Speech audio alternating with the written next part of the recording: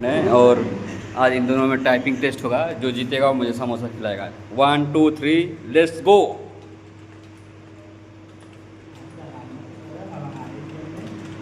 यार रोना धोना नहीं है इसमें।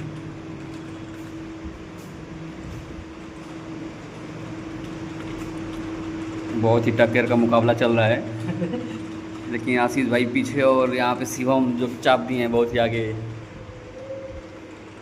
देखने में बस मेरे हाथ में ये सब रोना धोना नहीं। शिवम स्पीड बहुत ही तगड़ा देख सकते हैं आप लोग। 2 मिनट का स्पीडर है। और आशीष भाई इधर है शिवम शिवम सिंह राजपूत। इनकी कोचिंग में 20 करस हैं।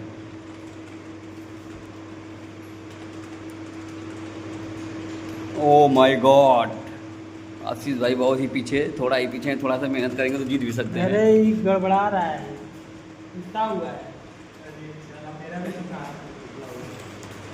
लग रहा है कि शिवम बहुत ही करीब है भाई, देख सकते हैं आप लोग। क्या भैया गजब, ओनली देख सकते हैं आप लोग।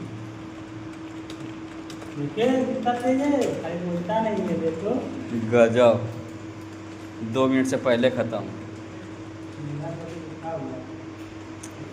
Winner Shivam Singh Rajput, winner of the day. Winner of the day कर लिखा रहे हो गया तो लिखे कैसे? वो बात नहीं, आगे भी कह रहा है।